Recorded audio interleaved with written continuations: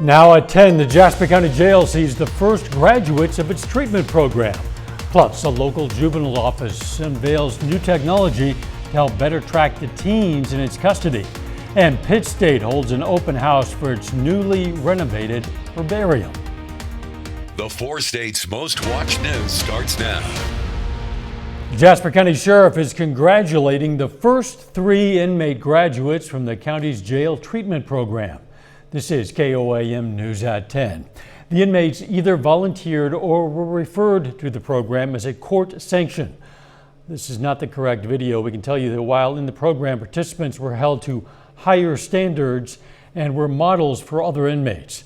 The 120-day treatment program consists of individual and group counseling, meditation, and life. It feels really good to complete something that took me a while to get. I haven't completed anything since high school, and this is the first thing I completed since then, so it feels really great. Anybody that was to go through it, takes it to heart, and really puts effort into it, they will come out with a lot of success, yes. Officials say they expect many more graduates to come from the program. Now, the Jasper County Juvenile Office is using new technology to keep track of teens in the program. RFID is a radio frequency ID that teenagers wear while they're on the premises. It helps staff members keep track of the amount of time teenagers spend on education, meals, exercise, and other information required by the state. This tracks all that information, and it's a lot less paperwork that we have to do because it automatically tracks it through a mobile system that basically looks like a phone that we're able to use on the floor while we travel around the detention center with the children. Jasper County Juvenile Office is the first and still only juvenile facility in Missouri to use this technology. Let's check in with Sam Lane for a first look at the weather. And boy, what a beautiful look it is. We've had a beautiful day across the area. No rain on sight on the radar either. It has to be all the way up to the north in the northern Rockies where our next storm system is. We're going to have some chilly nights ahead, especially up to the north with lows in the 40s and 50s. We are going to have a warmer weekend though, and I think everyone's going to enjoy that. And believe it or not, we actually have some rain chances in our forecast as well, so that'll be pretty good. All right, let's take a look at Ian real quickly. We have Ian now moving through central parts of North Carolina this evening. It's going to be moving towards the north up into southern Virginia by tomorrow, and then watch what happens. The models forecast that Ian is actually going to go back offshore and then eventually move up into the northern Atlantic and move away from land, and that's pretty good news. No hurricanes in our forecast. I will have our forecast, though, in just a little bit. We'll see you then. Iola High School in Kansas is being honored for its inclusive environment. At halftime of their football game tonight, they received a banner for being chosen as a unified champion school by the Special Olympics. The winner must meet 10 Special Olympic standards that include providing and sustaining an inclusive environment, such as increasing interaction between students with and without intellectual disabilities. The teacher says this is not only great for the athletes, but for their peers as well, as there are several things they can learn from working with these athletes. Peer buddies really get a lot out of it too. They learn to become a little more empathetic, a little more compassionate, and that type of thing. So I think it's really a good balance of that. Bates says each year she tries to implement the program a little bit more for the children to have more options and opportunities. The drone pilot industry is taking off, and Carthage Tech Center students are working with Steadley Elementary in Carthage for some hands-on drone flying. With Steadley Elementary's 25th anniversary coming up, the Tech students flew the drone for some aerial footage like this of the teachers and students to send into the district. This is just one way for the students to help the community and learn at the same time. Plant lovers and researchers have a lot to look forward to at Pitt State. Pitt State hosted an open house today for their newly renovated Sperry Herbarium. The herbarium has been on campus since 1946 and has been host to a variety of plants. It's open to researchers during the academic year, which is August through April. Every specimen that gets collected is a permanent record of a plant having grown in a particular place, whether it's Kansas or Missouri or who knows, South Africa, right? But that's really how we slowly through the decades and even centuries have learned about plant life on Earth. Most of what we know comes from herbarium specimens. The herbarium started with 100 specimens. It now has more than 50,000 specimens, with 3,000 yet to be logged. Coming up, Pitt State brings food from all around the world together with Global Fest. Plus, Medical Lodges welcomes in fall with a Harvest Fest. Pitt State is hosting Global Fest to connect all the students on campus. Students from 21 countries gathered to share their country's favorite dishes. This festival lets students celebrate their cultures while also exploring others. Also, we are mestizos. We are mestizos, but on this occasion, our dresses is for a typical Tarahumara custom. We are so proud also to represent this culture because it's one of the most important cultures in the whole state. This is the first year PSU is hosting Global Days. They plan to make this an annual event.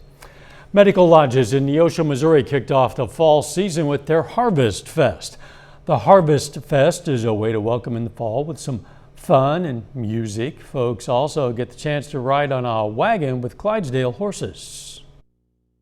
Bring the older folks and the younger folks together to socialize and just kind of be young again and have fun and socialize and just have a really good time together. The Harvest Fest ended at 6 tonight, but if you're still in the mood to celebrate the beginning of the fall season in Neosho, well, you are in luck. The Neosho Fall Festival starts tomorrow in the Neosho Square, 10 a.m. There'll be a variety of vendors, local food trucks, live music again, and more. There's something for everyone to enjoy. To find out more, go to our website, search for the Neosho Fall Festival on KOAMnewsnow.com/events.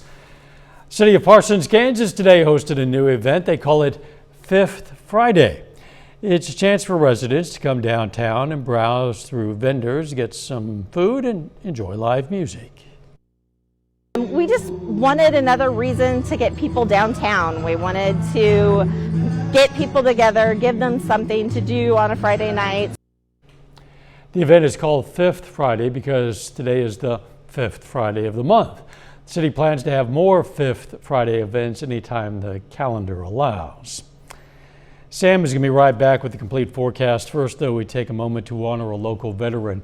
Williams Mars Jr. served in the U.S. Army from 1951 to 1953.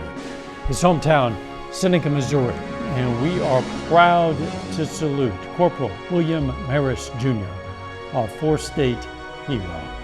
You can learn about lots of other heroes from all across this area. We also invite you to submit a hero of your own anytime. We're always looking for more to honor. It's very simple. You just click on the link on our website, KOAMnewsnow.com.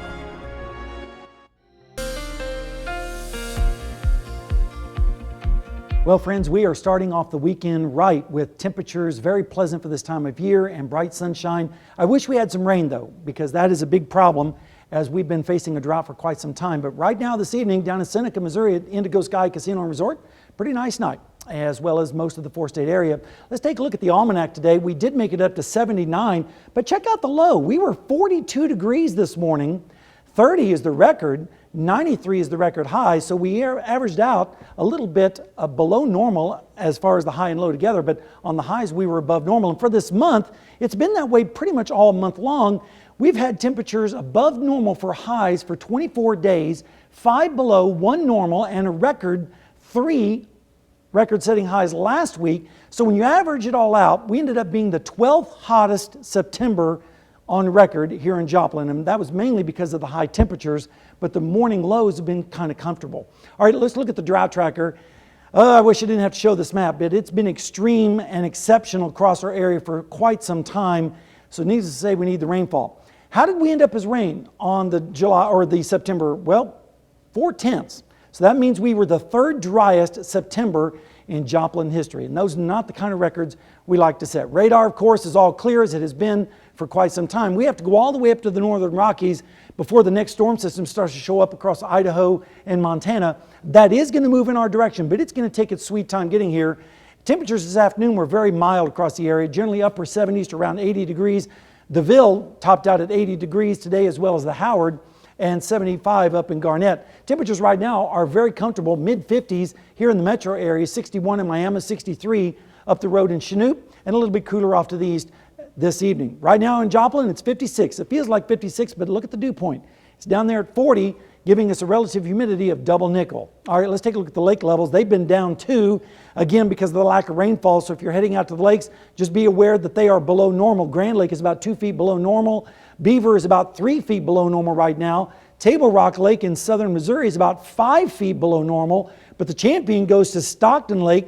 They are now 6 feet below normal. So if you're going out boating, just be aware of that. Your future track forecast looks like this. Tonight we're going to see lows once again in the mid-40s for the most part across the area with easterly winds and just a few passing clouds as we go into the overnight hours. Then tomorrow, another carbon copy of today, maybe a little bit more in the way of cloudiness, but nothing really getting in the way of sunshine.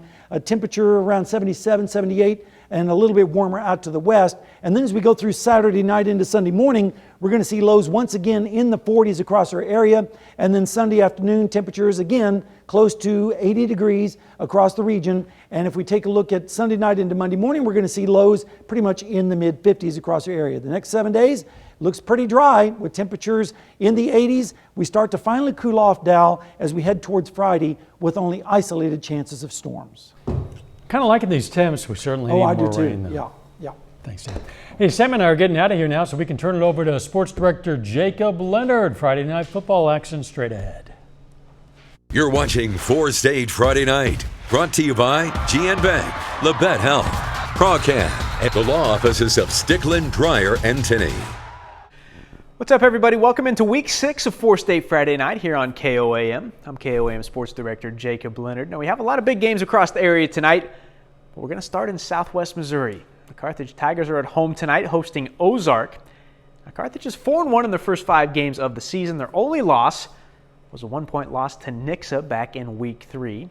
Now, the Tigers try to stay hot tonight against an Ozark team, giving both Joplin and Webb City tough games already. Start of the second half, Carthage already up double digits. Ozark punted on their first possession. Carthage fumbled. Return led to Brady Dodd, almost taking it to the house. He would take it in himself the next play. Carthage gets the ball back on the next drive, and you know who it is. Luke Gall takes the handoff, breaks several tackles, takes it in 54 yards for the touchdown. Carthage pouring it on. The Ozark looking to respond. Dodd back to pass, but Tavion Bailey picks it off. Carthage ball. Tigers would capitalize, and what can't Tavion Bailey do, man? Takes it in for the score. All Carthage in this one. They take it 49-7. Well, staying in the COC, the Joplin Eagles are at home tonight facing Republic. And the Eagles suffered their first loss of the season last week, falling on the road to Nixa 49-35. The Joplin aims to rebound tonight against Republic and get to 5-1 this season. Third quarter, Eagles driving. Hobbs Gooch hits Whit Hafer in stride. He's got some room to run. Big gain for the Eagles. Then Drew Van Gilder takes it in from 1 yard out. That makes it 27-14 Joplin. Now Republic responds. Wyatt Woods keeps it, gets around the outside and in for the score. That cuts it to just a 6-point game. Not for long, though. Quinn Renfro finds the end zone for the third time tonight. He gets the 2-point conversion as well. Joplin finishes the job this evening, 42-28, the final. The Seneca Indians are a perfect 5-0 coming into the night. They try to stay unbeaten tonight on the road against Reed Spring. Seneca scored a lot. They win again, 63-49, so they're now 6-0. Will be at home against East Newton next week. The Nevada Tigers are 4-1 in their first 5 games of the season. Their only loss was a 1-point loss to McDonald County back in Week 4. And the Tigers at home tonight facing another tough Big 8 opponent in the Cassville Wildcats. Halfway through the first quarter, Case Sanderson far into the field. It's the first touchdown of the game, 7-0 Tigers. Later in the second quarter, Cade Beshore hands it off to Jordan Johnson. Bryson Jacobson is there, but Johnson gets away anyways. 29-0 Tigers at that point. This time, Beshore looking to pass. Nobody open. He takes off, dodging the defenders. Gets up to the Wildcats' 10-yard line at the end of the play. From there, be easy for Sanderson. He's in the end zone. That makes it 35-0 Nevada. Tigers take this one in the end, 62-7. Now one more out of the Big 8, the East Newton Patriots host Monette tonight. Both teams 0-5 coming into the evening, so somebody leaving happy for the first time this season, and that team is Monette. Final score 28-14. The Cubs host McDonald County next week, while East Newton hits the road to Seneca. The Chanute Blue Comets on the road against Independence tonight. Much shorter trip this week after going to Ulysses a week ago. Anyway, Chanute takes care of business at Indy, winning 34-10. Blue Comets are now 5-0 this season and will be at home against Fort Scott next Friday. The Baxter Springs Lions suffered their first loss of the season last week, falling on the road to Parsons. And tonight the Lions are back home, looking to bounce back against Galena. The Bulldogs are 2-2 in their first 4 games of the season. And they got back to 500 last Friday night, beating Columbus 36-22. And Galena defense making plays early. On the deep ball here, Zane Turner comes up with the interception for Galena. Later in the quarter, Baxter on the move again, but Tyson Garrison steps in for the pick. It's a little return into Lions territory. Galena capitalizes on this one. Tyler Little, direct snap in for the touchdown. Bulldogs go up 6-0. Wouldn't last though. First play of the next Baxter Springs possession, Peyton Gaines to Jacob Grant. Look at Grant. Gonna do the rest. 70-yard touchdown for the Lions, and with the PAT, Baxter Springs grabs their first lead. Galena answers right back. Turner far side to Little, breaks a couple tackles, down the sideline for 6. Bulldogs back on top with that, and they would pull away. Galena tops Baxter Springs 52-14. For the Girard Trojans, 4-0 coming into the night. They hit the road for a district matchup against Prairie View. Girard rolls in a blowout 41-8. The Trojans are on the road once again next week, facing the Iola Mustangs. Now another unbeaten team here, the Parsons Vikings, at home tonight against Riverton. Vikings continue to roll. They win this one 55-7. Parsons is now 5-0, and they've scored at least 39 points in every single game. The Vikings will be on the road for a big district matchup next week against the Galena. That brings us to our one and only break here on 4 State Friday night. When we come back, CNC rivalry game between the Columbus Titans and Frontenac Raiders, plus Webb City and Fort Scott hit the field at home against league opponents. We're going to have those highlights and more next. The Webb City Cardinals are at home tonight, hosting the Willard Tigers. And Webb City is 3-2 in the first 5 games of the season, with their 2 losses coming to Joplin and Nixa. And the Cards try to grab some momentum tonight against Willard before a big game against Carthage next week. Willard chooses to defer. Webb City with the ball. Landon Johnson, quarterback sneak for the score. Tigers cannot respond. Cards with the ball again, still in the first. Aiden Alberti runs it in for the touchdown. Cards up 14-0 in the first. Willard's still looking to get on the board, but Russell Roten can't find anybody. Sacked by A.J. Bash. Then near the end of the first, Brecken Gallardo, it's his turn to punch it in from a few yards out. Webb City goes on to win 49-28. Aiden Alberti rushes 10 times for 118 yards and 2 scores. How about the Sarcoxie Bears? Sarcoxie, a perfect 5-0 coming into the night. Try to stay undefeated on the road against the Miller Cardinals. Bears another big win, taking this one 56-14. Sarcoxie now 6-0, will be on the road next week against the Marionville Comets. Well, Frontenac and Columbus have been 2 of the best teams in the CNC the last few years. Now this year, both teams are kind of off to slow starts. Frontenac is 2-2 through the first month, while Columbus is 1-3. Now those 2 teams meet tonight in Columbus. Frontenac 2-0 on the road so far this year. Second quarter, Mario Mangini punches in the short touchdown for the Raiders. Did it on the ground. Mangini can do it through the air too. On the receiving end here for the touchdown from Cal Turlip. It's 13-0 Raiders. Now, Turlip still slinging it here this time. Near side for Trey Kramer. Frontenac starts to pull away. Brett Hamilton trying to keep Columbus in it. Can't see him through the ref, but I promise he scored back there. In the end, Raiders roll tonight over the Titans 35-8. The Pittsburgh Purple Dragons, they won back-to-back games to get to 500 this season. They try to make it 3 straight on the road tonight against Paola. Pittsburgh gets it done in a good one, 20-14. Purple Dragons remain on the road next week, facing former SEK rival Independence. Well, the Fort Scott Tigers host an SEK rivalry game tonight against Labette County. Now, Fort Scott is 1-3 in their first 4 games, with their 1 win coming against Independence in Week 3. Now, the Tigers try to find some momentum tonight, while the Grizzlies try to pick up their first win of the fall. First snap of the game, Tigers going to the ground. Ball is loose, though, recovered by Cody Hamilton for Labette. After the turnover, Kendall Holtzman looking to pass, but gets some pressure from the defense. Garen Young gets the sack for Fort Scott. Labette County has the ball back again. Holtzman passes it off, connects to Trey Vinson. That is a first down. Second quarter now, another pass to the end zone. This time, Matthew Boyle there to grab it. It's 7-0 Labette County. Looking to pass again. Holtzman throws a deep ball. Look at this. Vinson over there reaches up, hauls it in with one hand. Nice grab there. They're trying to keep momentum after the first down. Holtzman scrambles, looking to pass, but he's picked off by Lennox Van. In the end, though, Labette County goes on to get their first win of the season, 25-8. A big one tonight for the Field Kinley Golden Tornado. Field Kinley tries to stay undefeated against Wamego, a team that's also 4-0 coming into the night. Field Kinley suffers their first loss, 34-6. They'll be on the road next Friday against Labette County. Now, that's all the time we have here on 4 State Friday night. Be sure to switch it over to our sister station, Fox 14 at 11 o'clock for Week 5 of Press Box.